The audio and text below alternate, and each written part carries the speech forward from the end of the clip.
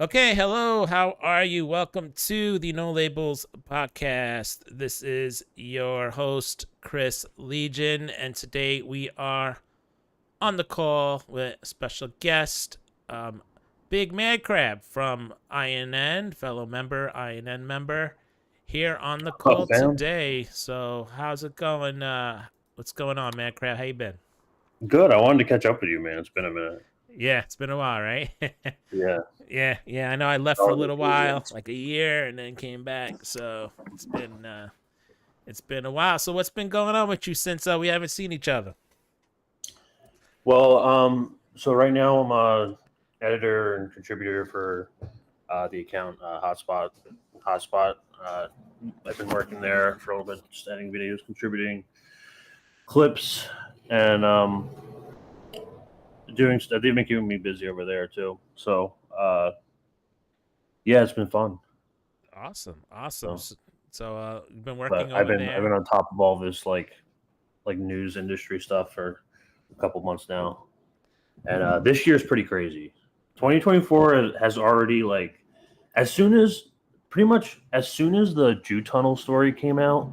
Yeah, You remember like 4 days after 2024, like we saw like the tunnels in Brooklyn. yeah, yeah. That it was like pretty much as soon as that happened, I dropped everything. I was like I stopped like being sad. I was just like, you know what, this year is gonna be crazy. this I is know. this like It, we are it's 4 days into 2024 and we already have Jews coming out of like holes. yeah, It's over. 2024 is over, guys. If right. you think there's a like election happening, Hmm. I don't know. Yeah, it seems like it's not getting better, right? With each year, it gets worse and worse and worse. It's like it's not letting up.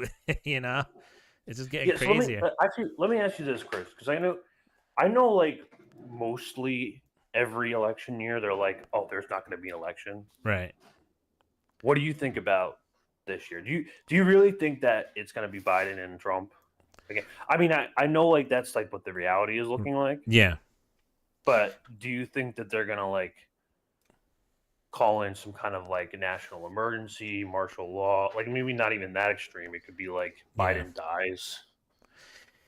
Yeah, I honestly, the crazy part is that there's no really primary process anymore. So it's sort of like Trump is just automatically. I mean, I haven't having debates, but basically Trump is just the nominee. That's it, and Biden is just the nominee. That's it. There's no like real. And I there's mean, you no have there's no talk about it. There's no yeah. yeah. There's no States like canceled. yeah. It's These are there's your two choices. You have no choice. yeah. It's like Biden's the nominee, and that's it. It was no like no challenges. You have to support Biden. It's there's no anyone that wants to run is traded to the party. It's It's just like incredible. It's like really incredible to me, like how yeah, this country like treats its like citizens like the mafia, and right, it's really like they really genuinely put a gun to your head. That's what it is. right. Yes, That's how all negotiations start. It's with a gun to the head. I don't know if you know about the breaking news yeah, from the yeah, Boeing whistleblower, but that's just right. another example of that. Yeah. So I mean, I think it's just going to be like an election, but um, I don't know. I think Trump's going to win this one. I think Biden just the Oh, without genocide a is doubt. just sealed There's Biden's nothing fate. Biden can win besides an ice cream cone. Yeah, Nothing. yeah. So the only way Biden is winning is if they rig it, and basically fake everything. Just say, "Hey, Biden won. He got most votes," but everything's a lie. Somehow Yeah, manipulate the voting counts and they did a really good job like cheating it in yeah. 2020. I mean, with the Uh, voting machines, electronic voting machines. I Not mean, even I that, don't. the Hunter Biden story. That was yeah. huge. And like Right. the fact that they covered that up literally influenced the election. Like there was I don't know if you remember, but like they did polling on I'm pretty sure I'm not sure what kind of voters, but they did Mhm. polling and it shows that if the American people were to know about the Hunter Biden story prior to the election, they would have voted for Trump. Yeah. So Yeah. Right. Right. It's just incredible to me that it's just like so out in the open. But Yeah. Yeah. So I think if they rigged electronic voting machines and they just push Biden out, that's most likely scenario I'm seeing. But I don't see Biden winning in a fair election at all. Like I see Trump winning it back, and it doesn't mean things are going to get better. It means things are still going to get worse no matter who wins it. But it's you don't have any choices. The choices they get less and less each year until you're basically going to have one guy in there that's like, I'm going to be the president. That's it for as many terms as I want. And I mean, that's the way it's looking to me. yeah, But you know, so but yeah, I know you've been looking into the TikTok situation as far as like the TikTok ban, and I wanted to get your perspective on it. I know you did a video on it, covering it, which was based. I like the video; it's actually pretty good. thank you. So yeah, I wanted to cover that. Let me see here. I got the article here. It was on Substack. This is by Aaron Matei and Katie Helper. So let's go over the article, and then I'll ask you what you think about it. And then I want to go to the video that you made on this, because I think you made a pretty good case on it, and you showed a lot of things in the video that were more details about actually what's really going on. Because if you listen to the media, it's basically, oh, it's just China and we have to protect our privacy. There's no really talk of the deeper reasons why the ban is going, why they're trying to push the ban and how they were able to vote it in. But There's some more. There's even like other details coming out. Like I know, yeah, so like Nick did a video that I edited for him, and then I know there's a Cancel This Clothing Company did a video about like a little bit more about the details of like the Israeli purchasing of it. But yeah. yeah, I got into like more of like the reasons why it's like really not anything to do with Chinese, because it's very Chinese TikTok and U.S. TikTok are Yeah. they're almost distinctly different. Right.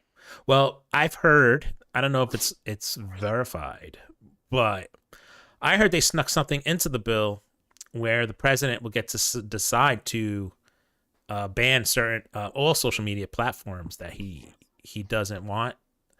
They slipped it into the bill. I think the story is yet to come out. Some people are reporting on it right now on TikTok, that there actually is a clause in there where the president has authority, I think through the DOJ, to shut down media platforms he sees hostile to the United States. So there's actually more stuff I think that's in the bill that's going to come out. But let's go into the article here by Matt Taibbi and by Aaron Matei and Katie Halper.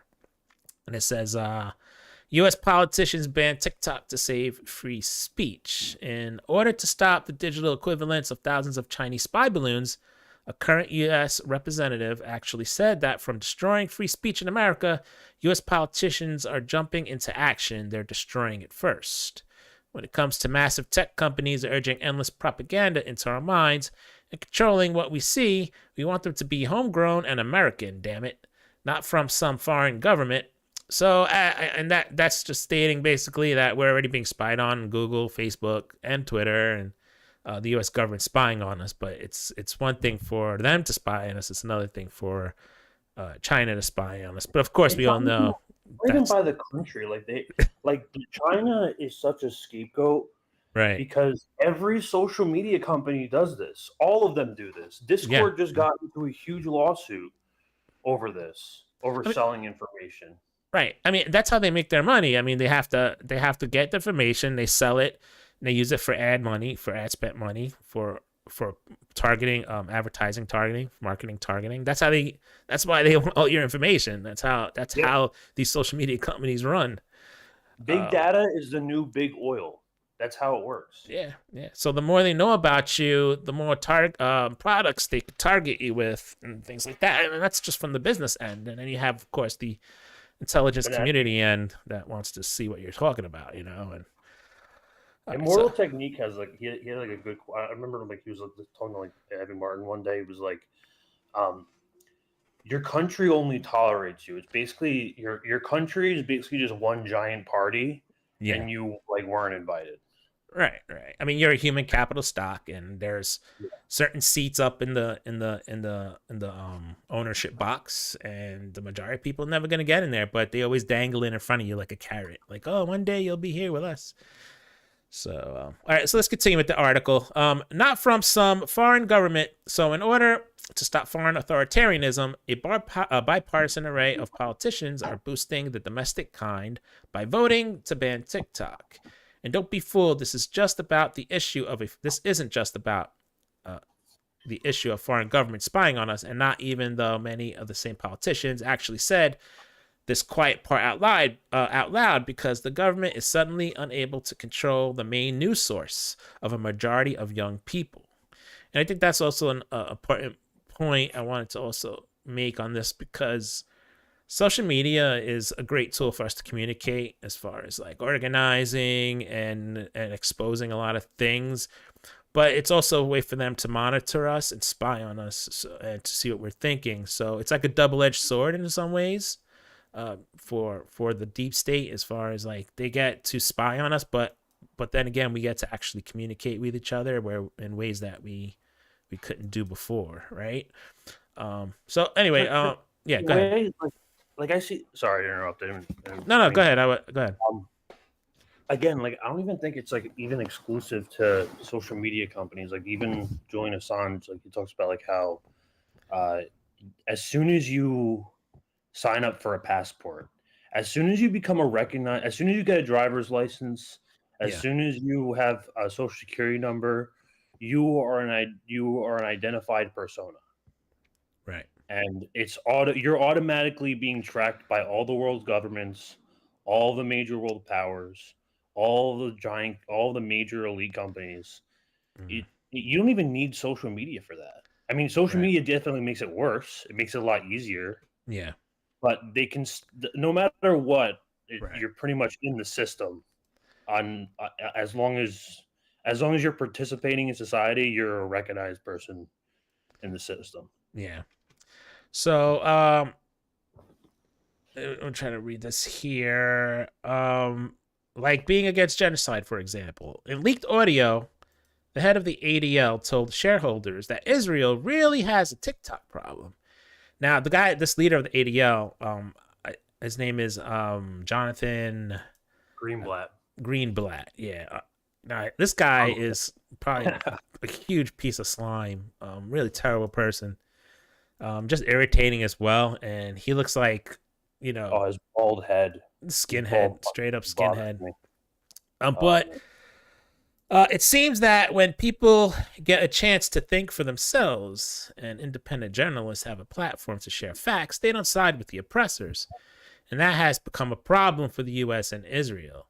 Now, I do know this, though. TikTok does censor, and they actually do censor pretty heavily, because I know a lot of people leftist voices. I've gotten like at least 3 of my videos taken down on TikTok. Yeah, Because so of community guidelines violations.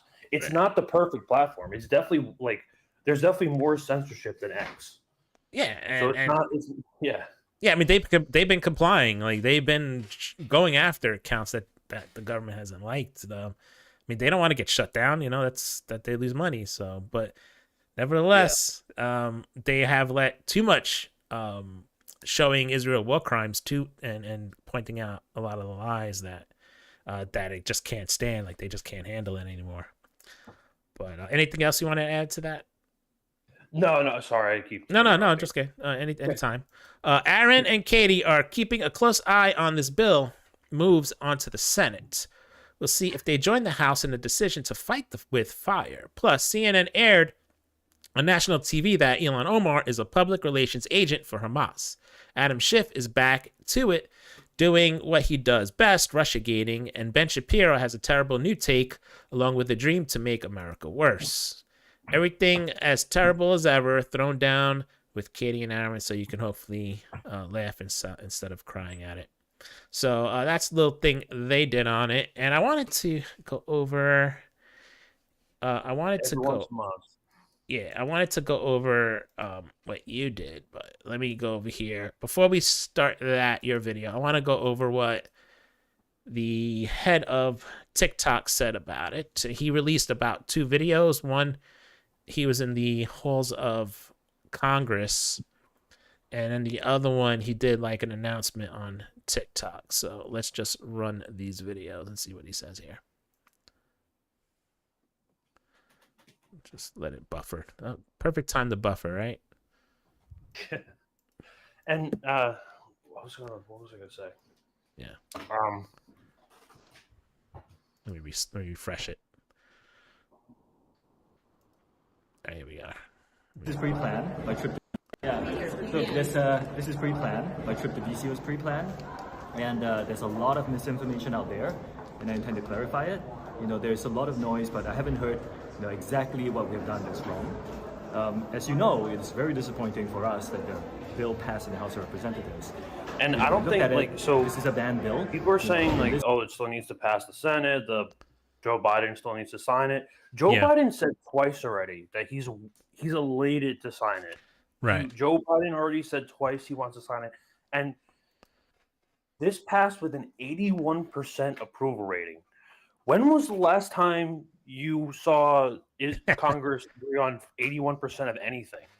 Right. And Colin made a great point on it from INN. He said that they're fast to pass these things, but then when it's something like Medicare for all or voting for any sort of real important legislation that helps us, it's like days and days. You don't have enough money for it. But when it's something like TikTok, the means test bullshit the fuck out of it. Yeah. So it shows like they can get stuff done in Congress. They choose not to. So let's just listen. This form is passed into law. So if it's going to pass the House with an 81% approval rating, like what do you think is going to happen in the Senate? It's going to be even more of a blowout. I think AIPAC has an even stronger grasp on the Senate. So yeah. I mean, but there's always a few senators that can screw shit up. So we don't know. I'm really grateful we have people like Thomas Massey. Yeah. That we have like one good congressman. Right. He's not even that great. He's just like yeah. That's what we look forward to. Economic conservative, like. Yeah, exactly. All right, so let's go. Let's go to the next one here. All right, so this is the one this is the announcement he made on TikTok, and I wanted to go over that with you and before we head up onto your video where we actually see some more stuff that you uncovered on this story. Hi everyone. It's Show here. Just wanted to share some thoughts with our US users about the disappointing vote in the House of Representatives. There has been a lot of misinformation, and I hope to clarify some things. First, thank you to our incredible community. You are what makes TikTok so special. Thank you for making your voices heard. Over the last few years, we have invested to keep your data safe and our platform free from outside manipulation. We have committed that we will continue to do so. This legislation, if signed into law, will lead to a ban of TikTok in the United States. Even the bill sponsors admit that that's their goal. This bill gives more power to a handful of other social media companies. It will also take billions of dollars out of the pockets of creators and small businesses. You're loading it will put right more now? than 300. What was that? You're loading the video right now? You didn't see it? It didn't go through on your end? No. Oh, no, it's on right now. I don't see it on the channel either. Wait. You don't see it on the channel? Oh no, now I see it. You got it? Okay.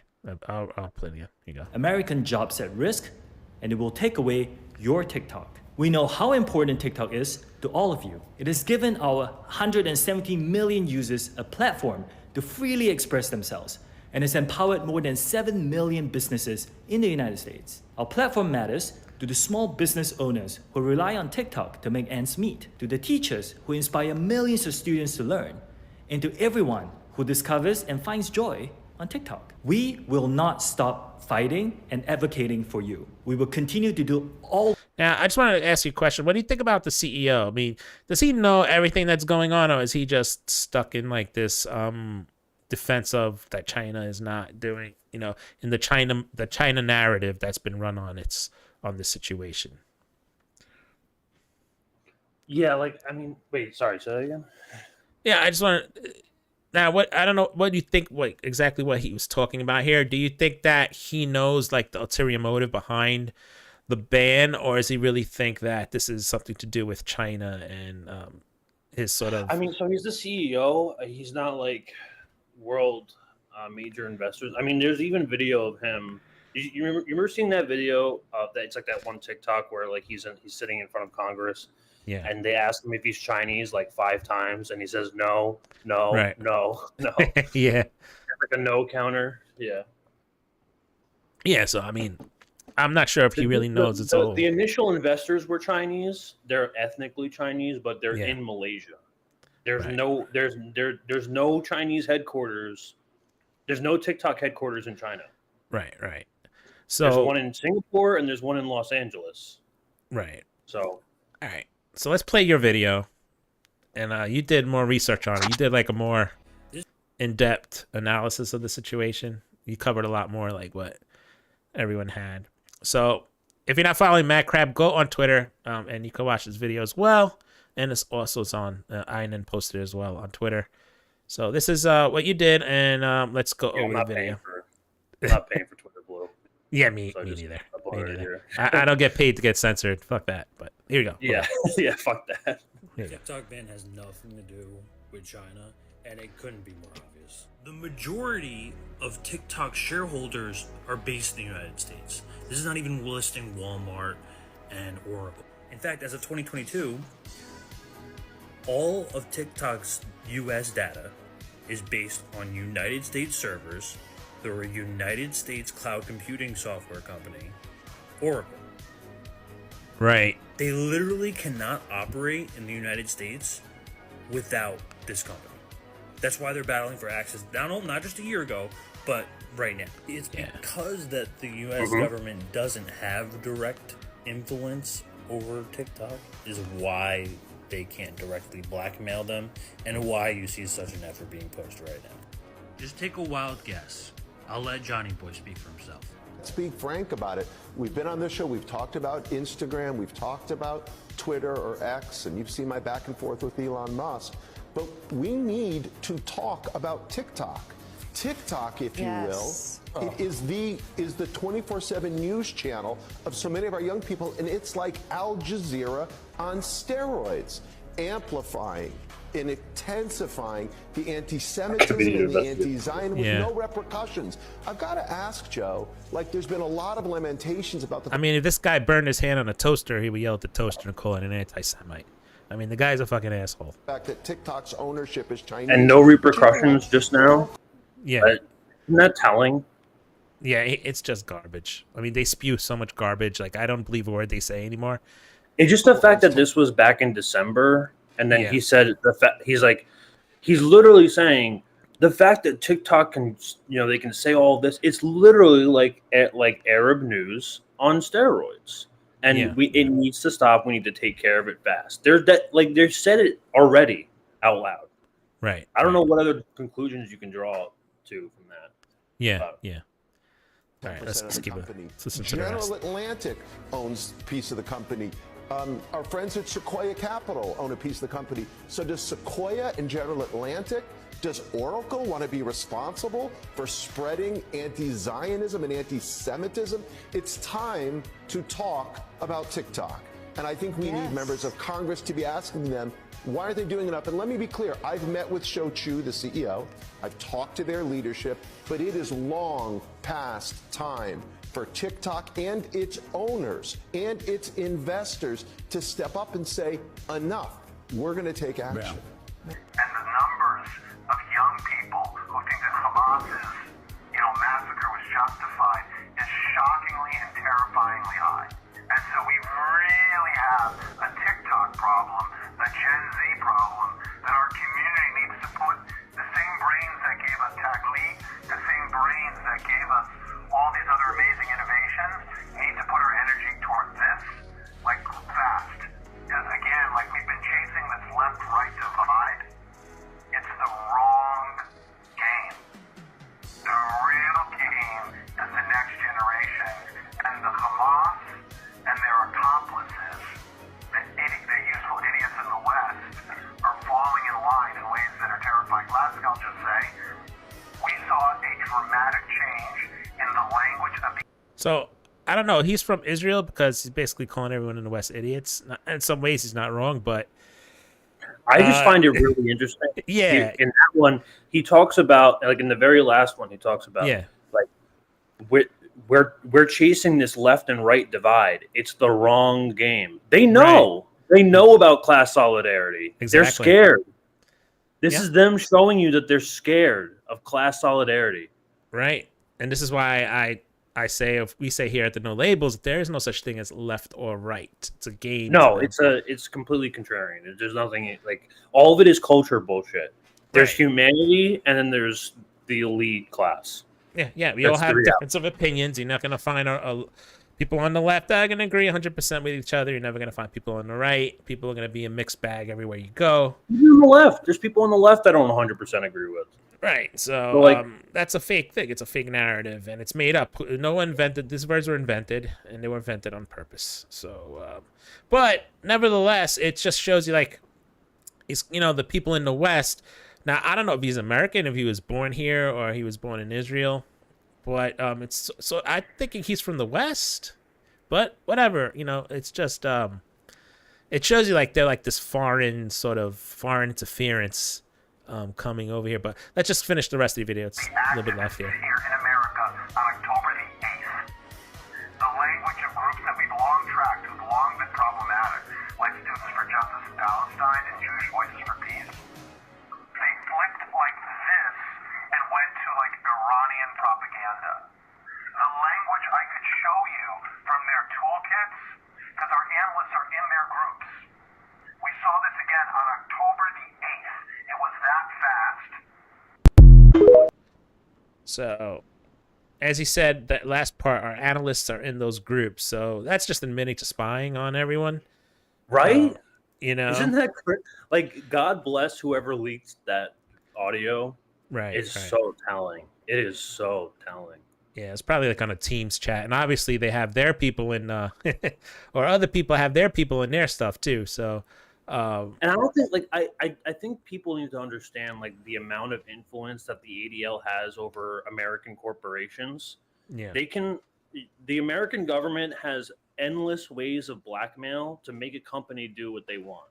They did it with Meta, they did it with X, and they can do it with TikTok only if it resides within U.S. jurisdiction. And that's really what, like, that's what I was, like, the point I was trying to get a point across in the video is that because they're operating within the United States but reside outside of U.S. jurisdiction is the reason why there needs to be a bigger modem of control there, because there's nothing they can legally do. It's a foreign company. Right.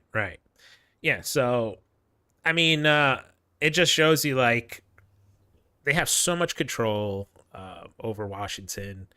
Like, can you get a call with the CEO, like a meeting with the CEO of TikTok? I can't. It's like it's their access to all these institutions, and the Israeli lobby just has all this access, and they have all this influence. And I think what's going on in Gaza now is showing us how much power they have. We never knew. It was always labeled and based off as a conspiracy theory. People, they say Jews, the anti-Semitic part comes out where people say Jews own the world and stuff, but it's Zionism. So now we're seeing how Zionism is basically the part that has the power over. Because Zionists are everybody. There are Christians. There are Muslim Zionists. So it's. I do think, like, it's a lot of, like, the Jews run the world thing. I mean, whatever, like, the kind of like the people you see coming out now. A lot of it is definitely, like, some Fed shit. I would say it's, like, all of Israel though. Yeah. A lot of that society, like, even Norman Finkelstein, like the Israelis, like, they're groomed and brought up to think like evil genocide. One of the number one hit in Israel right now is "Until Gaza is Erased." It's a genocidal song. That's what these people celebrate. They set up a fucking bouncy house, like a couple miles from the gate, where children are starving on the other side and having picnics and shit. These are sick, demented people. We're talking about Israel is a sick and demented society. Right. Yeah. Maybe not Yeah. all of them, because they have like, there's like little like divisions between like, I know a lot of them want to throw Netanyahu under the bus, and like they still believe in like Israel's existence, but like Yeah. the truly radical position is that Israel doesn't deserve to exist. No one gets an ethno state. No one hasn't, like, there's no ADL for black people. Yeah. How come there's no like anti-African American defamation league when they're sitting here like talking about like how all the Boeing flights are about what's it called? Like the diversity hiring or some shit like that. Right. Like, it's all Fed shit. It's all Fed shit, because it's what it's actually about is because that Boeing whistleblower got shot in the head. Yeah. Like in the outside in a hotel parking lot, right when he's talking about like them building defective parts on Boeing airplanes. I mean, that drew definitely more attention to the story. But I ran across this on Twitter. Nick Cruz from RBN tweeted this. Steve Mnuchin is putting together an investment team so they can buy TikTok. Just like I said yesterday, the TikTok ban is all about putting the app into Zionist control. Are these people you are comfortable with moderating content on TikTok? And I guarantee you, this guy buys TikTok, you're done. Like, TikTok is finished. It's over. You know. Let's see here. I'm gonna get the article right here. There it is. So this is what NPR wrote. I just wanted to get what they wrote on him. It says, former Treasury Secretary Steven Mnuchin says he's interested in buying TikTok. Former Treasury Secretary Steven Mnuchin said on Thursday he's putting together a group of investors to try and buy TikTok a day after the House passed a bill that could force the Chinese owners of the popular app to sell the business. So basically, the Israeli lobby is a branch of the Israeli government. They're basically here to manipulate policy in the United States. They basically have all of Washington bought, all of media bought. Everyone's bought and paid for by the Israeli lobby. And TikTok's probably like one of those last social media platforms that are not influenced with them. So this, if he buys it, he succeeds at this acquisition. Basically, TikTok is under Zionist control, and you will see like nothing but pushed out Israeli propaganda coming out of there. A lot of homicidal, genocidal music and free speech, and all the speech that they do as far as Zionists do. There'll be free speech for them, but no one else. But it says former Treasury Secretary Steven Mnuchin said on Thursday he's putting together a group of investors to try to buy TikTok a day after the House passed the bill that could be forced the Chinese owners of the popular app to sell the business. And I'm sure they knew ahead of time that the bill was going to pass, and they got everything together for the acquisition. The House bill would ban TikTok in the U.S. unless ByteDance sells the business within 6 months. Now, do you think ByteDance is going to bite and they're going to sell, or absolutely not?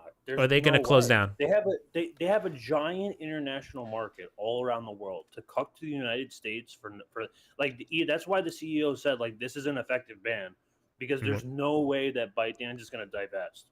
Right. There's no way. They'd rather completely shut down operations in the United States, right, than like divest all of their company to a different person. Now, if they shut down the United States, well, you think that will cause some sort of maybe uprising, or a lot of businesses that run on the app? Some people saying like, oh, like even if this passes, they're gonna fight it in some states. I mean, I don't know. I mean, maybe like you're gonna have to have like a really tight case. Especially if a fresh bill just passed. Right. But I don't doubt that it's going to get challenged. It'll probably get challenged. Right. But a lot of the biggest takeaways, even in the last bill was even scarier than this one. But yeah. A lot of the language is very similar. Like the last one said you can face up a fine for 20 million and end up in jail for 2 decades.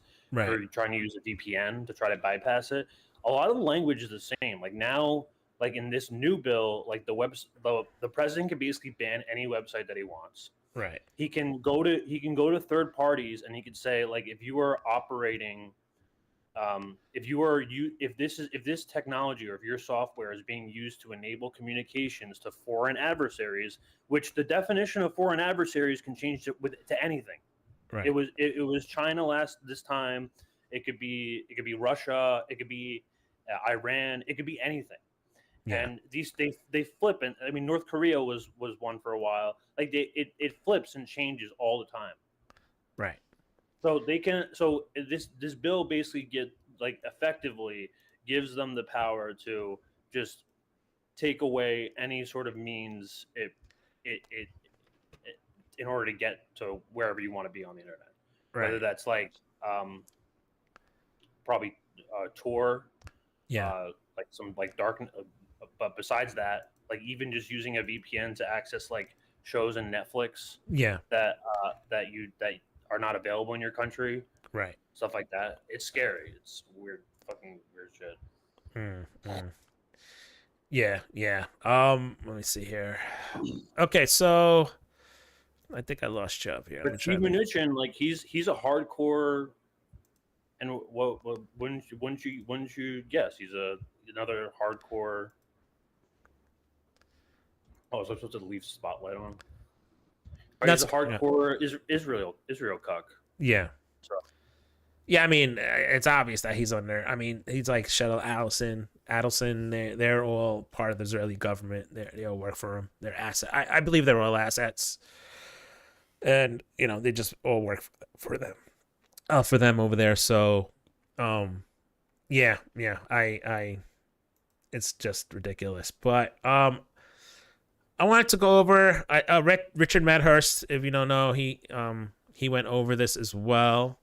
As you know, Richard Medhurst, he was banned off of YouTube through censorship, and he's been streaming to TikTok and Rumble. And if this thing goes through, then I'm sure he'll be banned there as well. He's been like doing a lot of coverage on this on the genocide in Gaza, and he basically said this. So let's run over this video real quick before we go to the next segment. Our age, the youngins, those who are in their 20s, that are teenagers till their 20s and 30s, are listening to too much truth that it's not good for them, and they're not brainwashed enough. So that is true. But it's also another reason. First of all, I'm going to play you the very obvious one. So this guy's from the ADL. Now, if you don't know what the ADL is, the Anti-Defamation League are an institution, an organization that have been around for decades. And their sole job, they claim that they fight anti-Semitism, but their purpose is really to go to people who are anti-Zionist and smear them as being racist and call them anti-Semites. So basically the function of any Zionist organization. Now, here's the head of the ADL, and I want you to listen to what he's saying. Okay, I'm having buffering issues. Here we go. Hold on. Let me reset these because there we go. These buffering fucking. All right, here we go. Been on this show, we've talked about Instagram, we've talked about Twitter or X, and you've seen my back and forth with Elon Musk. But we need. All right, we already covered that. That's his veiled threat. Like, are you sure? Yeah, we already covered that. Hold on. I'm getting buffering issues here all of a sudden. Everything was fine. All right, let me refresh it again. See if it goes through. Atlantic owns a piece of the company. It's talk about. I'll play you another one now. This one's from a phone call, which was it's a recording that was leaked, and it's just so funny. It's really. All right, hold on. Let's get to the exact timestamp here. It's when I push ahead is when it buffers. Hold on, let me reset it again. Right. Like, are you sure you want to continue? Because we can make this look. Obviously, we're having trouble with the video. We can make this look very nasty if you want us to. Yeah. All right. Obviously, it's not buffering right. This happens to me all the time. But like, time to talk talk a macro about TikTok. I'm on Windows. Hold on. Yeah, usually, like for some reason, like showing like it like takes forever to buffer shit. When but check your Twitter DMs. I just sent you something. That's really interesting too. In terms of like, because you just showed the Steve Mnuchin Yeah. buying TikTok. There's an even bigger Israeli influence Right. that not a lot Right. of people are talking Like, about. are you sure you want to continue? Because we Yeah, it can goes. make this look very nasty. All right. Yeah, it must be something with the video because it's not. It's like totally out of here. Totally not going. All right. I think we just go to the next segment here. All right, so I know I wanted to do something else that you tweeted out here. Let me get it to out. talk Here it about is. TikTok. And It keeps going back to like the other timestamp. It's like crazy. All right, let me turn this off. All right, anyways, let's go to this. I'm gonna just go over to the next story. But any last thoughts on the TikTok situation? No, I mean, I think we pretty much got it. Besides the, yeah, you can't play videos right now, right? Not on this one. It's some reason it's not buffering. I'll have to like refresh the whole thing. Let me refresh. Check your to a Twitter position DMs. of unequivocally supporting it's the a actions of an 5-minute Israeli video, if you're okay government with it. that Alright, hold include on. bigots There's who like an reject the extremely idea deep. of a Palestinian I'm not sure if state. you saw this yet or not. All right, but- hold on. Israel All right, hold on. Let me go. I have to open up the window. Hold on. Let me get it. 1 second. All right, let me go get it for you. It's on your Twitter. On your Twitter profile. All right, 1 second. I'm gonna leave and come back real quick. I just fixed my profile picture. All right, you sent it to my DM, right? Yeah. I sent it to you on DMs on Twitter. All right. All right, let's push this one out here. Okay. Let's go over to this one.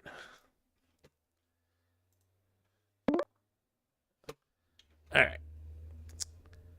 Let's push it out.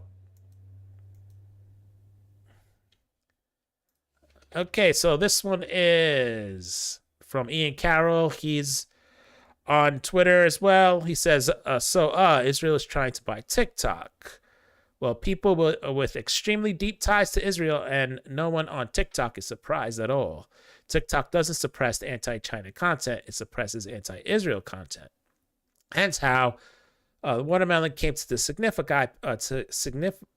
Palestine, because saying the word would get your video deleted. And it's not pro-China sentiment that has the big boys with their political positions, and Banker Buddy's worried it's pro-Palestinian content.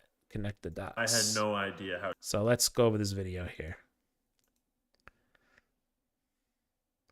Actually, you know what it is? I have probably a bunch of videos running, and that's why it's not buffering. So let me shut off all these videos.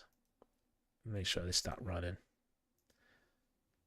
There we go. That's a good point. All right. Let's transition over while I do this. You have to see And what I'm number doing three, behind this. You have to see what I'm doing behind the scenes here. I got like 100 videos going on at the same time. That's probably what it is. Right, here we are. Okay, let's turn this off. Another one. All right. Let's go over to the video that we just had going here. Let me open up my window here so we can get Mad Crab back. 1 second. All right, I'm letting him in. All right, buddy. Let me spotlight you first. There we go. All right, so we're gonna go over to this next video. So this is the video that you sent to me. You want me to go over it? Yeah. Play that real quick. All right, here we go. We were all thinking it. Israel is And it's still buffering. trying to buy TikTok. And this is one of those rabbit holes that I had no idea how deep it was about to go until I fell in.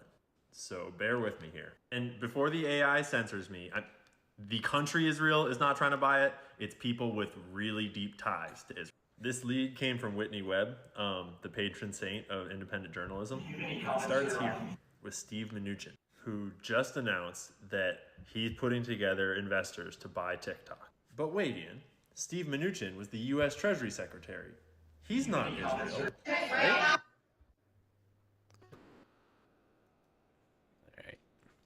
Obviously, my internet is shitty today for some reason. Don't know why. Yeah. Try refreshing the page, maybe. All right. Let me do it again.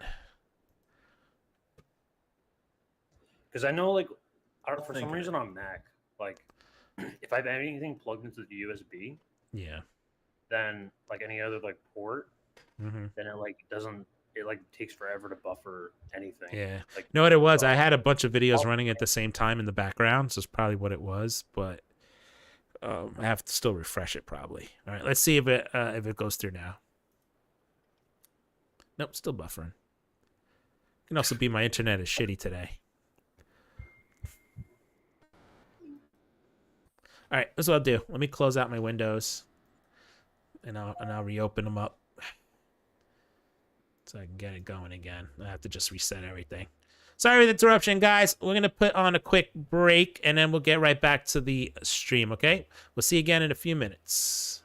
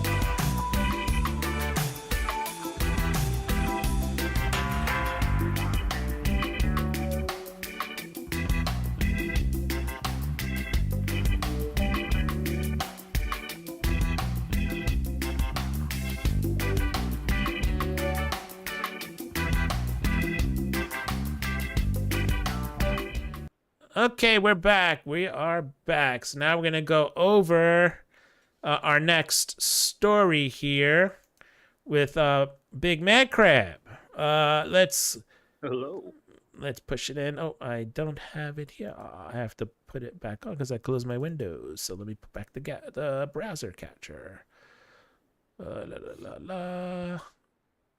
Twitch. I think this is it. Here it goes. Here it goes. All right, let's transfer over. Okay, so you tweeted this out the other day. Chucky says heads will roll.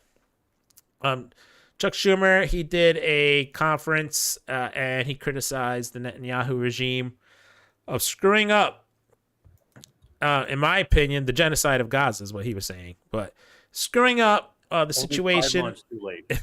yeah, in the Middle East, making things worse. And if anything, this is confirmation that that Israel has really fucked up here. That's in my opinion, if he's doing this. Nevertheless, they're all pissed off at Chuck Schumer. He's now become one of Israel's enemies, from what I'm hearing. And I'm sure he will, lick the boot soon and be like, hey, I didn't mean it that way. But Chuck Schumer criticizes. Was that? For this. Biden just praised him this morning for this. So we'll see. I really think they're willing to throw Netanyahu under the bus. If it means the survival of it, if the survival of Israel depends on throwing Netanyahu under the bus, they're perfectly willing to get a new prime minister in there. He already has a terrible approval rating. It's like less than 10%. So they are happy to pin this entire thing on Netanyahu, and that's it. But the reality is, we need like Nuremberg trials. That's what needs to happen. I mean, Netanyahu is not very popular in Israel as it is, and that's because of especially with the hostages that they just indiscriminately bombed, and that's the real reason why they hate him. They don't hate him because he's massacred thousands of Palestinians there. But and they keep like pushing out the number like 160 hostages. It's only like 110 now. They killed like 50 of them. Right. So, I mean, they have a policy there where you just bomb everyone. If there's hostages there, we got to bomb them too. There's no trying to save them or anything like that. So, Hotspot, of course, where you are now, tweeted, breaking, Chuck Schumer criticizes Netanyahu leadership and calls for new elections a full 5 months after total destruction of Gaza began. The Netanyahu coalition no longer fits the needs of Israel after October 7th. Netanyahu has lost his way. So let's go over the speech that Chuck Schumer says here on the Senate floor. Israeli side, the U.S. government should demand that Israel conduct itself with a future two-state solution in mind. We should not be forced into a position of unequivocally supporting the actions of an Israeli government that include bigots who reject the idea of a Palestinian state. Israel is a democracy. 5 months into number one, this conflict, it is clear that Israelis need to take stock of the situation and ask, must we change course? At this critical juncture, I believe a new election is the only way to allow for a healthy and open decision-making process about. So basically, everyone in Israel hates Netanyahu. They want a new election. They want him out there.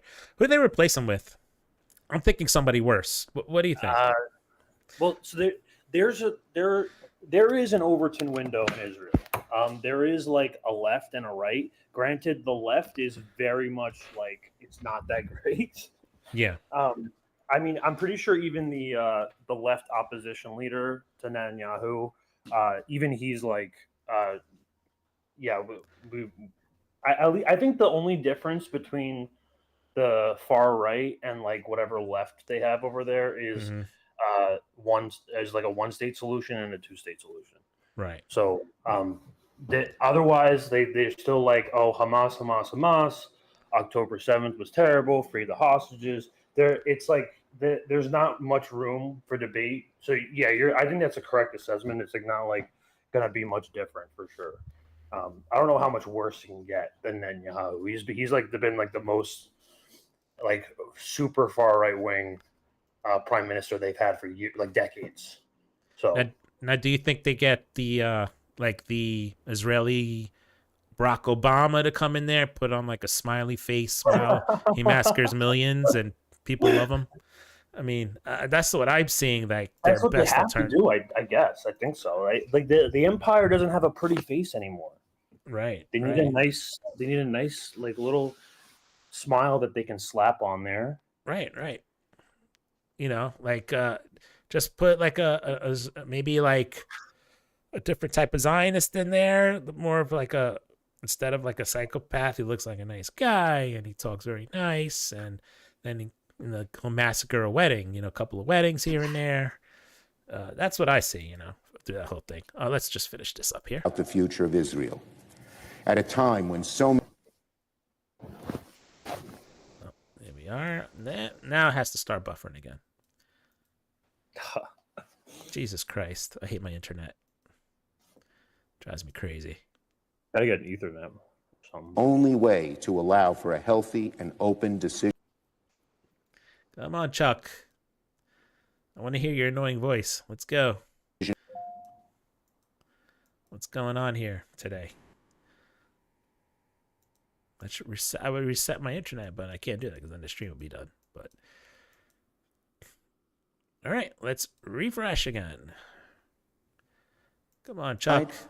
I believe a new election is the only way to allow for a healthy and open decision-making process about the future of Israel, at a time when so many Israelis have lost their confidence in the vision and direction of their government. I also believe a majority of the Israeli public will recognize the need for change, and I believe that holding a new election, once the war starts to wind down, would give Israelis an opportunity to express their vision for the post-war future. Do you think, I'm just a question run by you, but do you think that Israel's goal was to slowly genocide Gaza for those past 50, 60 years, slowly steal land so that when they finally achieved the Great Israel Project, that it wouldn't be really noticed? And they just, after October 7th, they just decided to go scorched earth and they just didn't want to wait anymore. Do you think that's what happened, or is it something else? What do you think about that situation? Wait, say that again, sorry. Yeah, I was the question. So it seems like, all that's happened has pissed, everyone's pissed at Netanyahu. This is really bad PR for Israel. I think that Israel's like never going to recover from this. But do you think that the past 50, 60 years that did Israel try to basically do like a slow incremental genocide and annexation of Gaza so that people wouldn't really notice it, and they got just impatient and just said, fuck it, let's just go all out after October 7th and just kill the rest of them and get rid of them and just take over? Or do you think it was something else to that? I mean, if we look at Israel's history, I think a lot of the expansionism comes from like opportunities. I mean, you see that a lot, especially with like the 1967 war, right? Where like they kind of like utilize their like advantageous positions to just take it and then just never give it back, right? Even like more than half the world doesn't even recognize Israel past 1967. Yeah. But that like, granted, like I'm not super familiar whether if like this was planned or not. I'm not willing to make that judgment right away. I think we have a lot of information though to like see how like Israel, shot down their own civilians with Apache helicopters. They're very indiscriminate with the bombings and they don't really seem to care. So it's like they've made it more than obvious that this has nothing to do with the hostages. I think this is like a plan of like, you poked us once, so now we're going to take everything from you. Yeah. That's really how they think, though. Right. Okay. All right. So I think we covered that. I'm going to go over. Let me see. We have the other thing here. I'm going to push this to the back So I don't know if you've seen this interview, but let me see if I can get it on the video screen here. This video was between Mehdi Hassan and Pierce Morgan. Now, as you know, Pierce Morgan sort of plays like the doublespeak side of it, where he's like, I'm in the middle, I'm not taking sides on this, but Israel has a right to defend itself, and Hamas is a terrorist organization. Now, I don't know if you've seen this video, but do you want? Let's push it up. Let's see. Hopefully, it doesn't freaking stop on me. Or Even freeze. Mehdi's been carrying water for Israel for probably the last decades or so. I mean, he was behind the Syrian gas attack. Like, there's no coming back from that. Yeah, Like, the Syrian gas attack story was so much bullshit, and it was so much obvious bullshit, and he peddled that. Mm-hmm. And on the behest of Israel and against his own people, like that's his own fault. He did that to himself. And he also pushed the Ukraine propaganda against Russia. He's just known for. Yeah, you don't even have to mention all that. It's just like he's a betrayal to the Arab people. Yeah, like I'm sure he's helpful, but there's a degree he's controlled opposition. Right. Let's bring him up here on this video here. So he says this. Let's just go over the interview and then we'll talk about it. The reality is Hamas is a symptom of the problem. As long as you treat Hamas as the... Oh, yep, exactly. Here's the buffer. Let's start it over. Why I love Envato Elements? I love that I don't have to animate my own texting conversations. And number three, look, the reality is Hamas is a symptom of the problem. As long as you treat Hamas as the problem rather than as a symptom of the problem, you're never going to get rid of Hamas. Or if you do, by some fantasy means, get rid of Hamas, you'll just get another version of Hamas, because now you've got tens of thousands of orphans. You've got people who've lost their kids, their spouses, their siblings. What, you think they're not going to fight back in the years to come? You think they're not going to take revenge? That's how I feel. And that's another question I had to ask you, was basically we're seeing like a genocide in real time. And the big Israeli argument is what they use. It's what we know they're using this as sort of a scapegoat, but they keep talking about Hamas, and Hamas is this terrorist organization that needs to be destroyed, and they never like go deep into context with it, because why is Hamas doing what they're doing? When, like, what would you do if someone blew up your wife and your children and bombed your house? Like, would you join Hamas? I would sign up for Hamas tomorrow. I would be in Hamas tomorrow morning. So it's like, dude, I some of these pictures, I'm like, how are you not Hamas? I would just be. So their big argument is, how come you don't condemn Hamas?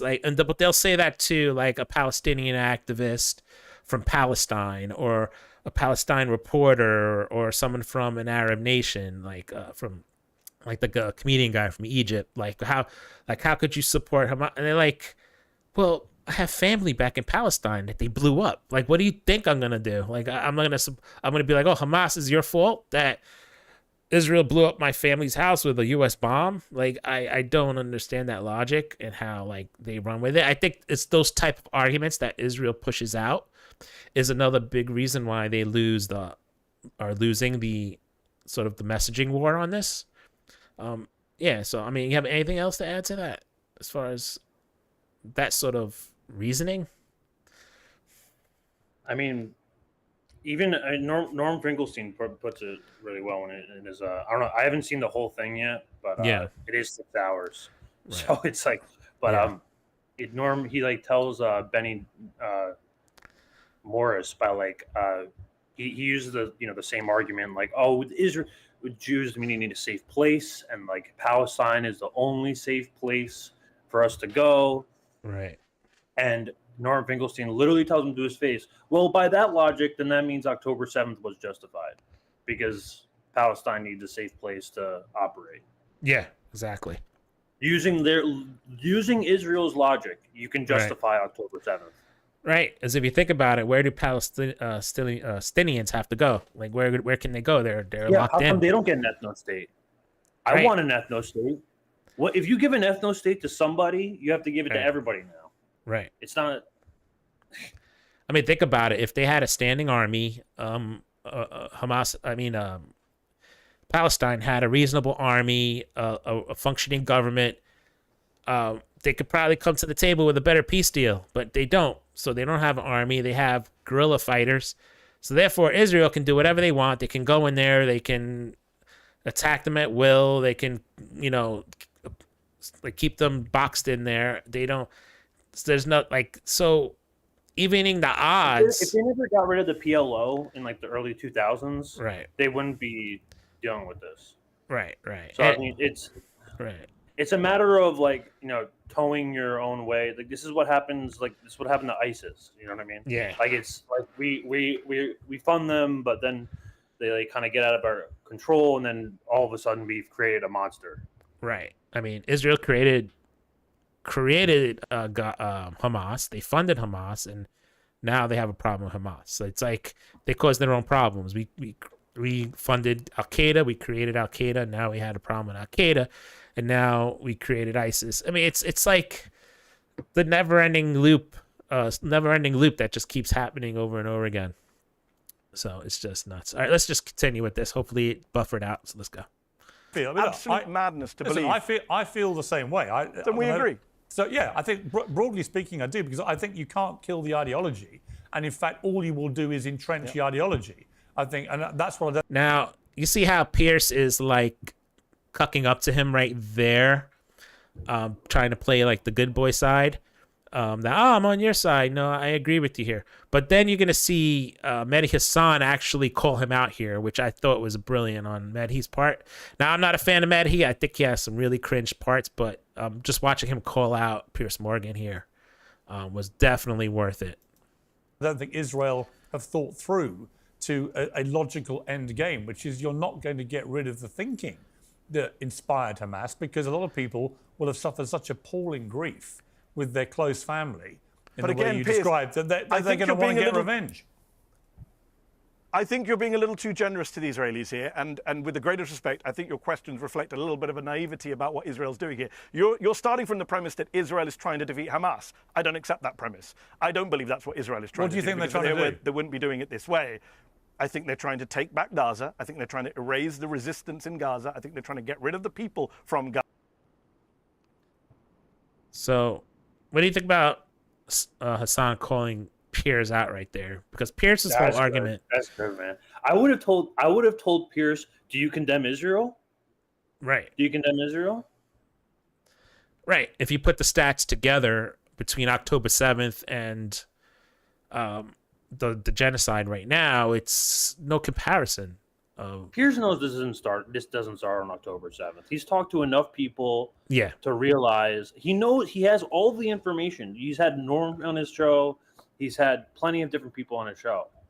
Plenty of historians and plenty of people who are like advocating for the pro-Palestinian side. He understands. He just doesn't want to. Really, it's a matter of like how much the money he needs to talk. But yeah. I mean, we all know he's doing this for his show. It's not. He doesn't really care who dies, who lives. All right, let's see if this stop buffering here. Gaza. I think this is they've mowed the lawn, as they put it in previous wars. This time they're going in to erase the population. There's a plausible genocide. Okay, but let me ask you justice. If you listen to Israeli officials, as you know, it's laid out in the South African petition, they are very genocidal in their approach to flattening and burning down Gaza. It's not about destroying Hamas. And if it was about destroying Hamas, why has Netanyahu and Smotrich and others talked about how Hamas is an asset to Israel? Why do they say that openly, Piers? And that's another point I also wanted to bring up with you was Israel. If you look at Israel media, if you actually watch Israeli officials, they're admitting to everything. Like they're saying, yeah, we're killing them all. We want them all dead. We want to destroy Gaza. We want to steal it. We want to take it over. And yet in the West, in the United States and in Western Europe, it's just, we're defending ourselves. That's what you're hearing in the... Yeah, and look. I mean, even on YouTube right now, look up the #1 song in Israel. It's until that rap song, until Gaza is erased. Right. Yeah. So that whole situation is like, if you really, I would advise, like, and if anyone new is coming onto the stream, that one or two people, if anyone's new that's coming onto the stream, don't watch CNN and don't even watch Twitter and stuff like that, and go and look at specifically at Israeli media. Go to Israeli Telegram groups, and you'll see like what they're really saying over there, because they're admitting what they're doing. They're not hiding it. They're like, yeah, we're killing everyone. We want all Arabs dead, and we want all of the Middle East. We want all those areas. We want that. But remember, shit. guys, saying from the river to the sea is genocidal. It's inherently genocidal. If you just say free Palestine. Meanwhile, they're saying it in Israeli media, right? They're pushing it up. You get banned on, like, this is what shocks me about that #1 hit song in Israel is like, how the fuck is that allowed on YouTube? Right. Because if I try to say something like that on the opposite end, I'm gonna get banned in a minute. It won't even like finish uploading. Right. I guarantee. I think I know what's. If I wrote a song called "Until Israel Is Erased," yeah, which sounds like a great song, but like, yeah. Shit. I mean, it's just obvious. Like, they're doing it, they're saying it, they're showing what they're doing, and then when you go into Western media, it's like, oh, we're defending ourselves. Hamas has attacked us. They've shot 6 missiles into Israel that didn't hit anything, but that we just made it out of there. It was very dangerous for us. Meanwhile, we just blew up like half of Gaza in like 3 minutes. It's just weird to see, like how people I mean, I think there's just a majority of people are not on the fence on this one. I think that they see exactly what's going on, but it's cognitive dissonance. I don't think they want, like, I think a lot of the people who don't see it and who rather they see it but they don't believe it, I think they're just like telling themselves a different story. Yeah. Or they have inherent bias or something. I mean, right. All right, so I want to go over this with you. This is speaking of Norm Finkelstein, which you brought him up. As you know, Norm Finkelstein debated Destiny. They had like a 2-way debate between Norm Finkelstein and another guy, another Arab guy. I forgot his name, but it was him. And then they debated Twitch streamer Destiny and another Zionist professor, I think it was. That's Benny Morris. He's like Benny Morris. So there's a video of him saying like there's a video that went viral a couple weeks ago of him saying I'd rather be racist than a Boer. Oh, and, like in an Israeli classroom. So so Benny Morris, he's an Israeli professor. Okay. And what they're talking about here is like Norm has studied Benny Morris for years. Right. And he knows he's read all of his books. Right. And he can pick it out word for word. Like he can literally cite where he did this with Alan Dershowitz too. Yeah. He can literally cite anything from his books and just completely tear it apart. Meanwhile, like we have Destiny sitting here on Twitch. He reads 2 Wikipedia articles and he calls himself an expert. It's insane. Yeah. Absolutely insane. I mean, it's insane that a Twitch streamer that plays video games that reads Wikipedia as a source and The Guardian as a source is, across the table from Norm Finkelstein and others who, even the guy who's next to him is cringe, but at least he's a professor and he knows what he's done the research. But yeah, and like it's at least like right. I mean, you bring them out of their element, right? When they're not in their computers with their fan base, because their fan base is devoted to them. They're there because they're their fans. They're not there because Destiny is speaking truth or anything important. They're there because they're fans of his, right? Some of them were fans when he was like this video game streamer that played video games. And then others just are fans. They like when he debates conservatives and destroys them and shit. But, like, there's really nothing of importance that he says. There's nothing factual. The majority of the time, 99% of the stuff he says is horseshit. So he has his fans there, but once he's out of his element, right? He's in this room with actual professors that actually read books and know scholars and know like history and know real shit. The same shit happened with Richard Wolff when Richard Wolff destroyed him on economics. Like, don't you think it's interesting how like the #1 Twitch streamer that talks about politics, and like we knew that he was a Fed before this, but Yeah. isn't it interesting? Like he came out right out the bat for Israel. Doesn't that tell you who he's like backed by? Right. Isn't but, that pretty dope?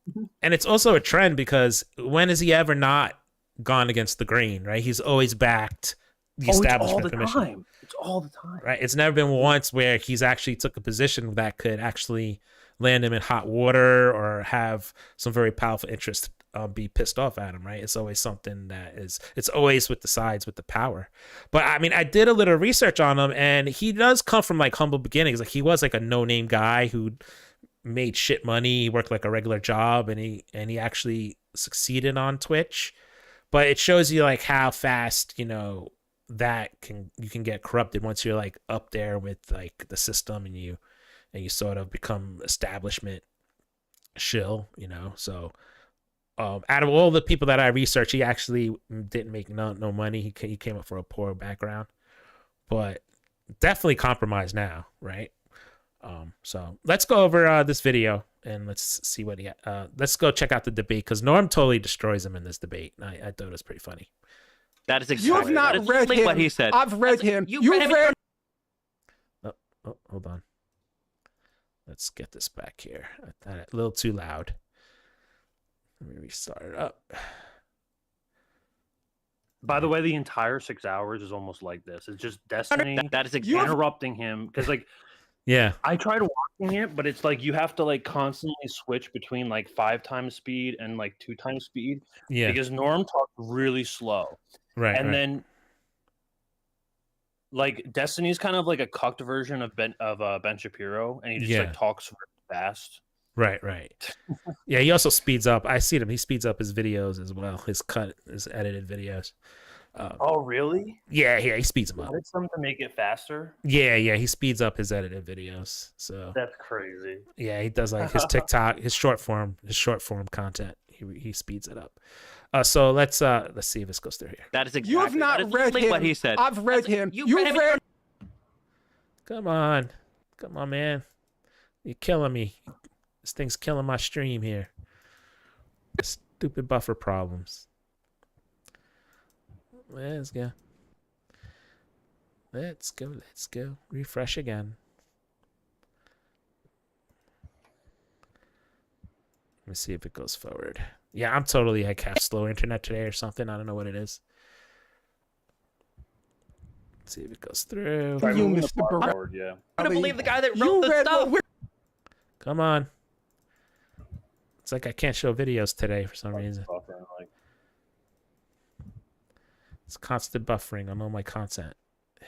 I get this a lot with like, I mean, OBS isn't usually like this, but a lot of I know StreamYard does this. Yeah. I got like a lot of, I don't know. I've got plenty of bandwidth on my system. It has to be like, maybe a lot of people are on the internet in my area. I don't know. Literally than you, Mr. Borelli. I'm gonna believe the guy that wrote the stuff. Wiki. You should be fine unless people are using your Wi-Fi router. Yeah. So basically, in the clip,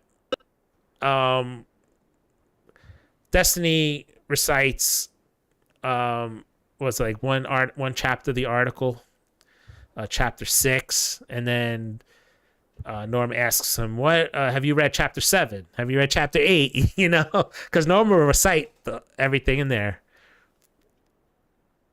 I'm just gonna Wikipedia said that's great. I read Benny Mark. He says my new favorite word is imbecility.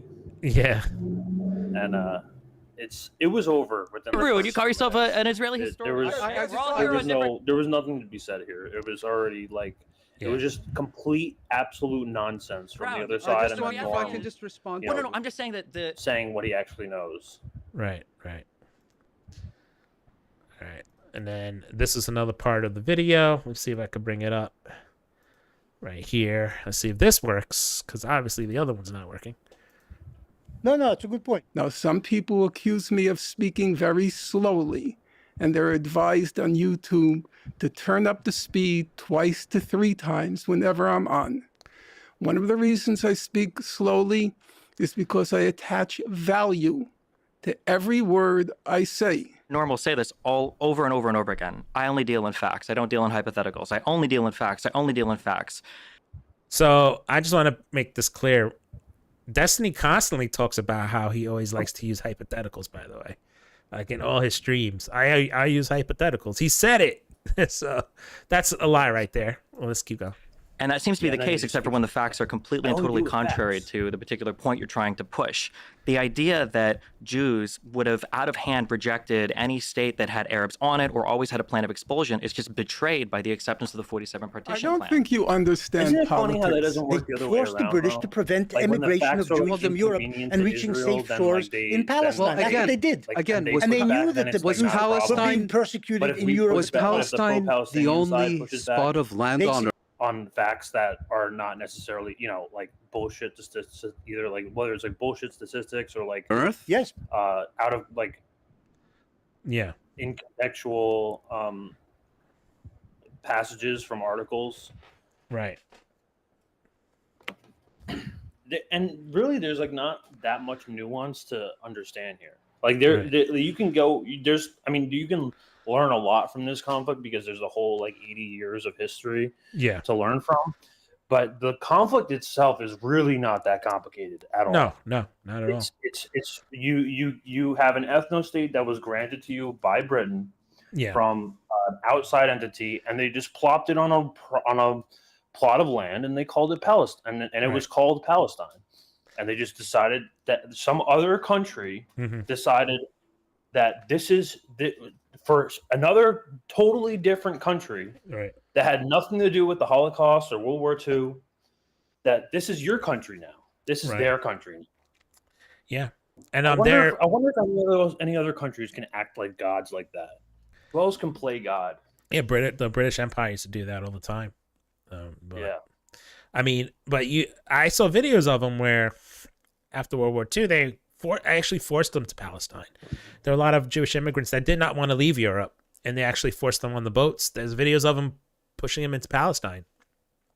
They actually, a lot of them were pushed out of Europe. 60% majority. Yeah, they were actually a lot of them were pushed out of Europe. They weren't even had a choice. They had to leave.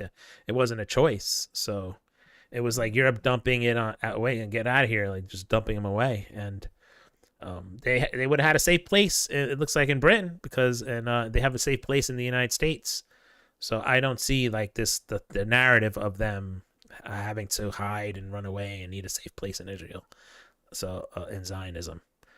Let's see if we can play a little more of this before it buffers out. Basically, that was the problem. The Jews couldn't emigrate anywhere else. What about your great friends in Britain, the architects of the Balfour Declaration? By the late 1930s, what about the they United weren't States? happy to take in Jews, and the Americans and weren't happy to take in Jews. And why are Palestinians who were not Europeans, who had zero role in the rise of Nazism, who had no relation to any of this, why are they somehow uniquely responsible for what happened in Europe and uniquely helping to close culpable? the only safe haven for Jews? Professor Morris, because of your logic, and I'm not disputing it, that's why October 7th happened. Oh my God.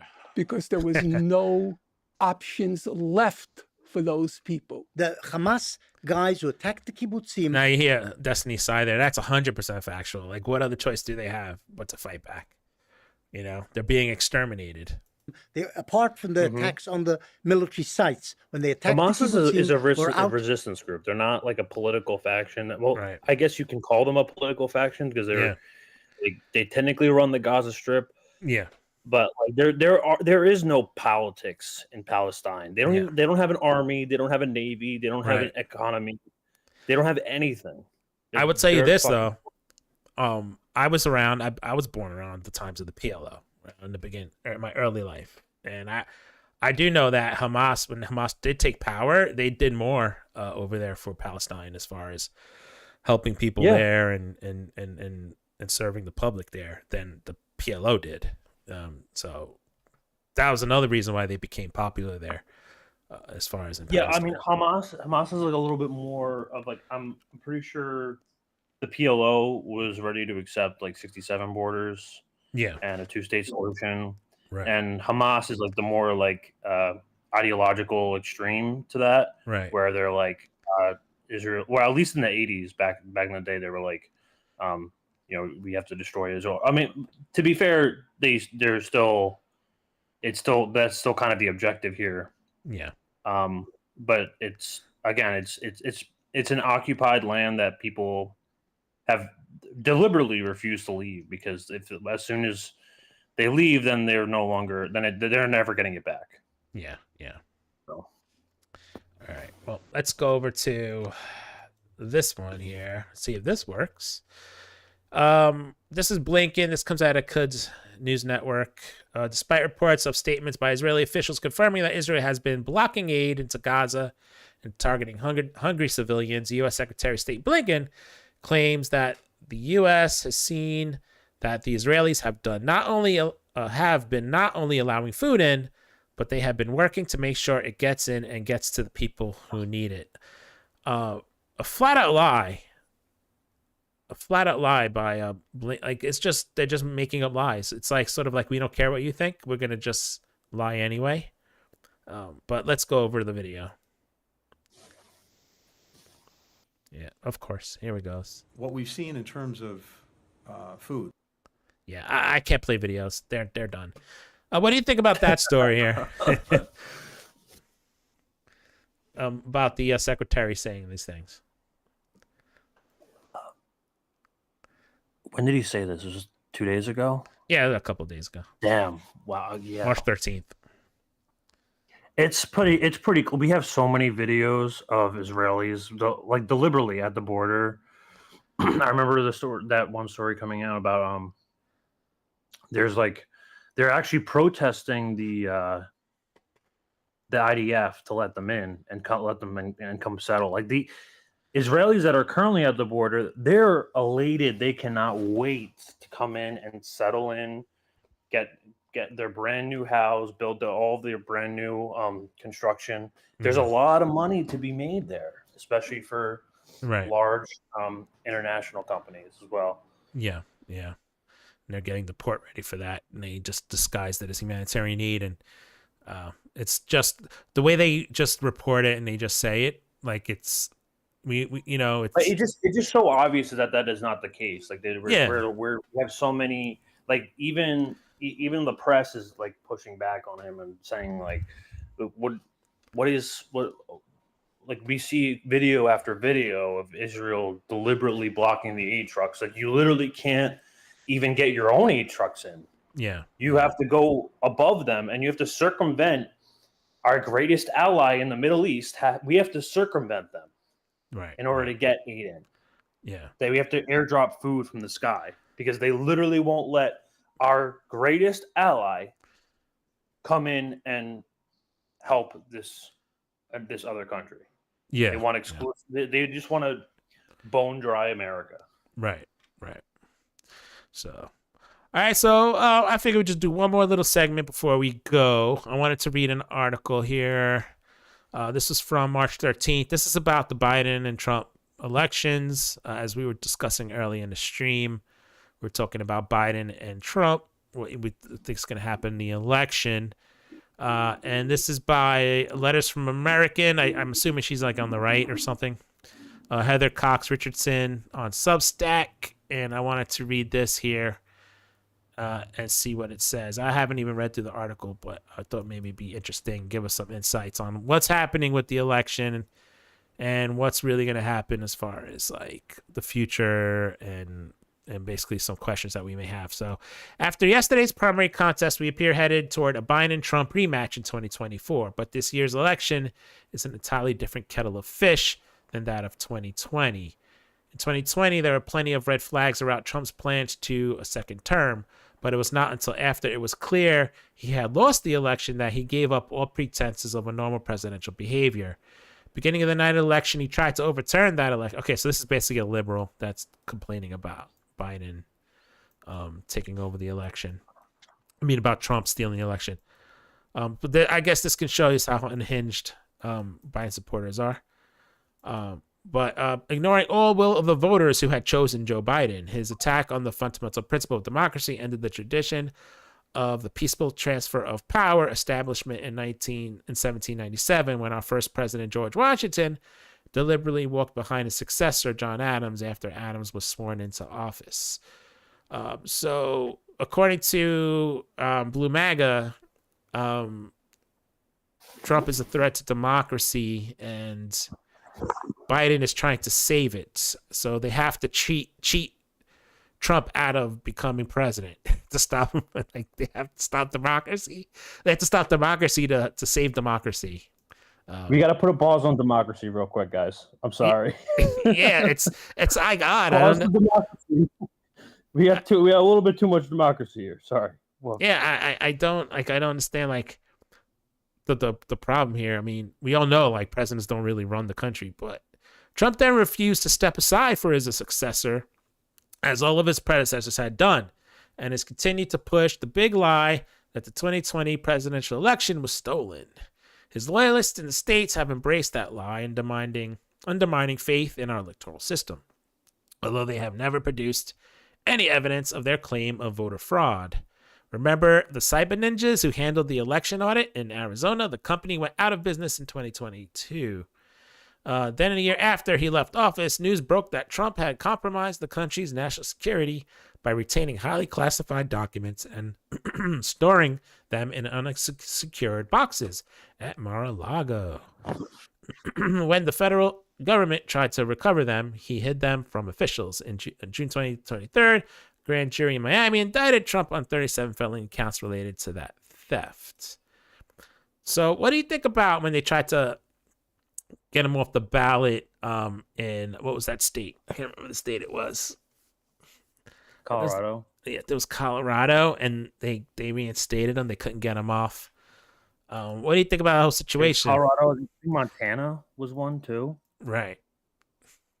But So it was like there were several different states where they were just pretty much staying out in the open. Right.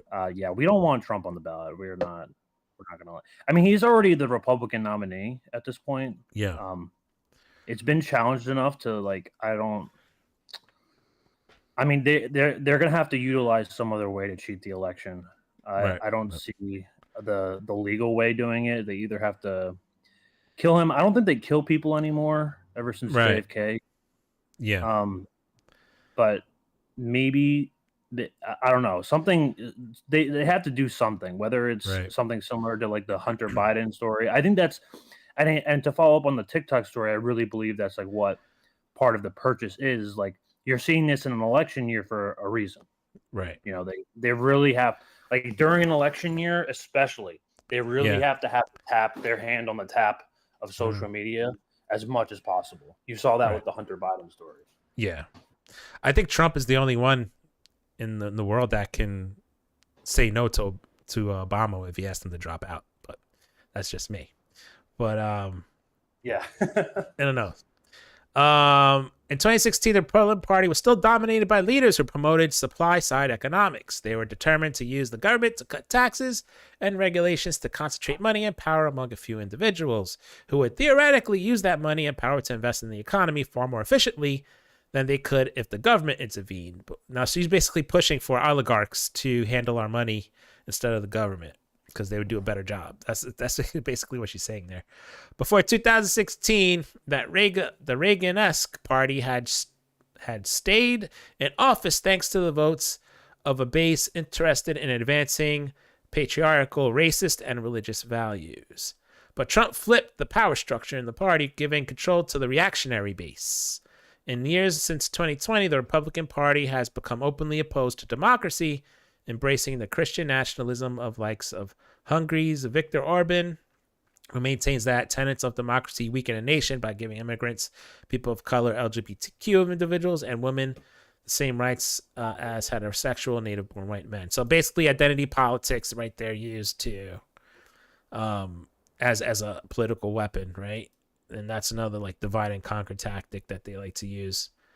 Rather than calling for a small federal government that stays out of the way of market forces, as Republicans have advocated since 1980, the new Trump party calls for the strong government that enforces religious rules and bans on abortions, books, diversity, equity, and inclusion programs, and so on. 2020, thanks to 3 extremist Trumps put on the Supreme Court, the government ceased to recognize a constitutional right that Americans had enjoyed since 1973 Roe v. Wade decision, the right to abortion. So as we see, like, Democrats try to push sort of the abortion thing over the genocide. I don't think that worked as well. Were you there for that? No, it's really not working. You can see immediately right away that they don't have any policy. The only thing that they have is fear mongering. That's the only thing they have. Yeah. So last week, Trump formally took over the apparatus of the Republican Party, installing loyalists, including his daughter-in-law, at the head of the Republican National Committee and purging the organization of all about its own people, indicating its priorities. The RNC has hired Trump lawyer Christina Bobb, former correspondent and right-wing media outlet One America's News Network, and promoter of the lie that 2020 election was stolen, as senior counsels for election integrity. In Congress, far-right Trump supporters are paralyzing the House of Representatives. The Republicans took power after the midterm elections of 2022 and have run one of the least effective Congresses in history. So I just want to make a point as well. The reason why Republicans won Congress is not because Republicans were slick or they had a better game plan than Democrats. They won Congress because Democrats are such a shitty party and are so horrible that people just voted Republicans. A lot of people turned away, didn't vote for them. So I don't know if I want to read the rest of this article because it goes on a little long. But you have anything else to say on that? Like why, what ties into like why they, I mean, do you think like if Bernie Sanders or like a real, let's say Jill Stein, right? She makes some headway in the polls, and Biden has no chance of winning. You think like they're not going to go over to Trump, right? Yeah. No, I forgot when that was. I forgot if it was like 2016 or 2020. Yeah. But there was this one news pundit on like either MSNBC or somewhere or like PBS or something where they said, if I had to vote between Bernie Sanders and Trump, I'm going to vote for Trump. Yeah, that was Donnie Deutsch. Yeah. Donnie Deutsch. That's Yeah, right. Yeah. So- No, it's out in the open. It's because he's pro-capitalist, pro all the imperial wars. The swamp is it's all in there. Yeah. They got everything they need. They're going to get John Bolton. They're going to get Lindsey Graham's going to be back in there. Right. That fucking maniac. Yeah. That wants to nuke Iran. We're going to have to see how it plays out. I mean, did you see that video where like Tulsi was like, I want to be Trump's VP? Yeah. I mean, that's obviously what she was doing. Yeah. I don't know what his like pick is going to, I mean, obviously he's not tight with Pence anymore. Yeah. So we're going to have to see where that plays up. I mean, do you think RFK actually has any sort of like electoral power here? Or not really, because he has money and he is on a lot of ballots, to be fair. Yeah, I think like he has a chance if just through his name and everything. I think he has a chance of being like a spoiler nominee. Yeah, there's no way he wins. I don't think there's a way that he wins. Yeah, there's a chance, but I think Jill might have a better chance at winning than him as far as her if she gets on all the ballots. I mean, Do you think Jill's going to get more votes than RFK? No, probably not. Okay. Yeah. But I think RFK is going to be like in third. I think it's going to be like Trump winning it, Biden's going to lose, and RFK will be like third in the polls. But I think that's what we see is going to happen. But it's like I said in the beginning of the stream, like who fucking knows, man? 2024 has been wild so far. And I know. Like even Douglas McGregor, like I don't trust him on everything because he says like Turkey's gonna like nuke Israel or something like that. He says stupid bullshit all the time, so I don't like 100% buy him. But he is trusted by a lot of people in these circles, and he constantly talks about like there's not going to be an election this year. There isn't going to be an election. Like there's going to be martial law before they'll have election because they are scared. There's a degree of recognition that like. The majority, and they even say this on mainstream media, the majority of United States citizens do not want a Biden and Trump rematch. Yeah. So I'm wondering, maybe they stick a little, throw a curveball in there, a last minute. But I thought Biden was gonna like die or something by now. Me too. I didn't think he was gonna last 2 years into the presidency. But I don't know. I also wanted to actually now there's been like a lot of protests across the country as far as Palestinian protests against Zionism and what Israel's doing. Do you think that's going to play a part in the election? Do you think that we're going to have protests at the polls and voter turnout's going to go really low? If so, absolutely. who does that benefit? In the long run, I mean, so I think regardless, people see that there is a Trump presidency on the way, and since we already experienced the Trump presidency and we have a direct comparison between Trump and Biden, at least within the next 4 years, we have some sort of marker to measure, where the differences are. I think we all know that they're also like not too much different. Yeah. But even if Trump wins, I don't think people are scared anymore. I think people really understand like this. Trump's just another one of them. There's no difference. He's not a dictator. Like I don't know if you've like seen like a lot of these like libs on like TikTok and Twitter. They're like they push like Project 2025. Trump is he's gonna pull out. He's gonna be dictator for life. Yeah. And then they don't. But no one ever talks about Project 2030 No. and the World Economic Forum and like what their plan is to like have like a transhumanist like fully digital society where you're like restricted from travel and restricted from all these other things. Your AI. All these things are coming to the forefront now. It's a setup for Project 2030. Yeah. And Project 2025, they cite like all these like deranged like lib sources that I don't like necessarily buy off the bat. I would have to see more evidence for Project 2025, but I don't believe that Trump is like willing to do that. Yeah. But right. Yeah. I could be wrong. Again, this year has been crazy, absolutely crazy so far. Yeah, as this conflict goes on, it's only going to get more intense. I mean, do you see like, I mean, the big argument, the main argument against Trump is that he, like you were saying just a second ago, is that he's not going to, that's what they're saying. He's not going to relinquish the presidency. He's going to be the dictator.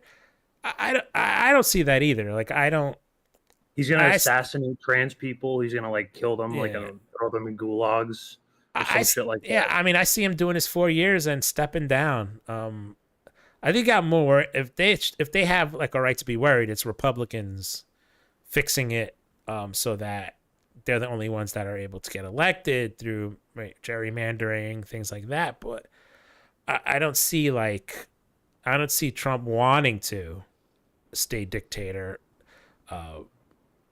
As far as finding a way to do it, I mean, military. They're already saying that Trump wants the presidency to get out of like legal trouble. Right. That's really what it's actually about. Yeah.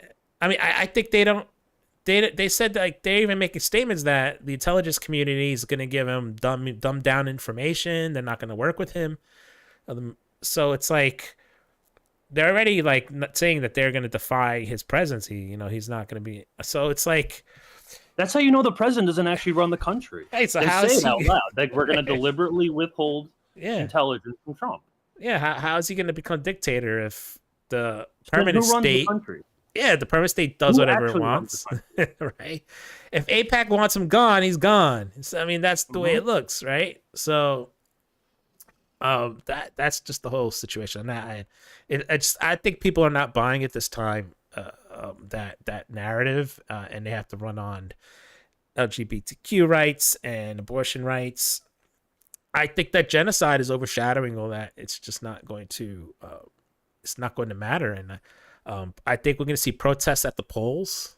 As far as I think we'll see super low voter turnout. That's going to put Republicans across the board. I think they're going to win the Senate, the House. They're going to keep the House. It's not going to be good for Democrats. So, I mean, it's a win-win for Republicans, a lose for Democrats, and a loss for either way, a loss for the actual regular people that are going to suffer from this. So, yep, get out of the country, folks. Yeah, get out before it's too late. Right. So, all right, man. Well, listen. Yeah, go ahead. Yeah, no, sorry. I just said as long as dual citizenship is legal, get out. Get out. Yeah. Sorry. I mean, I would say find a place, where you can go. As far as it's gonna be bad again. I mean, it's gonna. I say this, like I'm sort of like the I want to destroy it all. Like that's just my sort of opinion on it. I'd rather see everything destroyed and then we can build it up.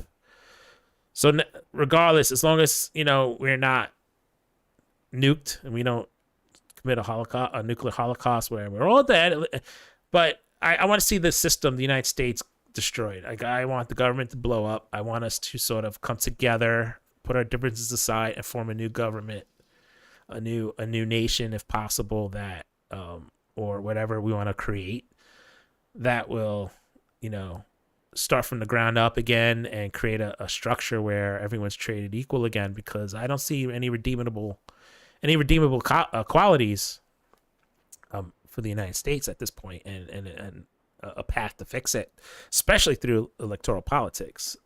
What do you say about that? Yeah, man. This whole like all this nonsense from this year has like turned me into an accelerationist. Maybe not literally, but like in a sense. A lot of, I mean, even Lenin talks about how a country basically needs to be destroyed before it gets built back up again. The same thing happened with the Soviet Union and Yugoslavia. Once after the Nazis got all kicked out, then from the rubble, we built a new society after like all the leader heads escaped and or die or whatever. I think if you're an American, you should cheer on the collapse, because as soon as that happens, the only thing that comes out of that is the reconstruction of what an America for the people actually looks like. Right. So. And I would say it would be nice for a change not to be a superpower or the only superpower, where I'm fine with being the 5th or 6th largest country, economic power in the world. Where we don't have to be superheroes. We don't have to be number one. Right. It's like where we can just live in peace and let someone else be the empire. Like it's been over 200 years, man. Party's over. People have to realize that. Like you can't have it all your way all the time. Right. Rolling Stones is a song about that. Yeah, and that's the way I feel about it. I feel that we're at the point where nothing's gonna fix this. We're like at the point where it's just we're in the woods now. Yeah, it's like corruption is cut to a foreign country. Yeah, we're done. Yeah, I mean, corruption is just at the highest level. It's seeped in every part of our existence, society wise, and even down to small mom and pop. Like we're not just regular corrupt. Like we're not like European level corrupt. Yeah. We're super corrupt. Yeah. I mean, when you can. That's how bad it is in this country specifically. Yeah, I mean, I think the Gaza genocide is just like you can massacre little children. That just is. There's no redeeming qualities. There's no hope for a society that condones that. Just the fact that we can do all of this out in the open and there's zero repercussions. The entire world is pissed off. Yeah, the entire world has had enough. Yeah, and they see now, like now that the hand is played, it's too late. Right, it's already too late. Israel and America have completely destroyed any sense of moral sensibilities or any sense of like morality that they've had. It's over. Yeah, I agree with that. I mean. So I think that if you're looking for a savior, a superhero that's going to save you, it's not going to happen.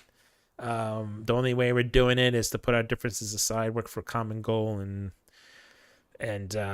conquer. We have to go after the people that run the show and neutralize them. That's the only way we can do it. Crab, thank you for coming on. I want to appreciate it. Is there any announcements you want to make or anything like that you want to push out? And if you can, just tell everybody like where they can find you. No, right now maybe I might start streaming again soon, but follow me on Twitter, YouTube, and TikTok, just at Bigmadcrab, and also follow Hotspot as well. Yeah, follow Hotspot, and they're awesome. I go on them all the time because they're newer out there, but they're busting out some really awesome content. Yeah, I'm constantly putting up breaking news and clips on there, so it's awesome. Follow it, check it out, and put on notifications for when shit's happening. Yeah. So definitely, Hotspot is the shit to go. I mean, I like it. I like their messaging and what they're pushing out. Let's see here. So thank you for watching, everyone. Once again, I want to thank Crab for coming on. And if you can, follow me on Rumble for my exclusive show, Uncensored, where we'll go into more deep dives. And we'll talk about some real stuff that we can't talk about due to internet censorship on YouTube and Facebook and other platforms. So if you're not signed up to Rumble, sign up now. Follow us on Rumble. Also, I'm on Twitch, and I'm also on Twitter as Kris Legion and the No Labels Pod. So go over to Twitch. Go over to X Twitter, whatever you want to call it. Check us out. And you can also check me out on Substack and check out some of my articles, Waking Up with Kris Legion. So I want to thank everyone for coming on. And remember, man, we are the music makers, and we are the dreamers of dreams. So peace out. And this is Kris Legion. Take care. I'm going to pronounce Shanga Kawawa.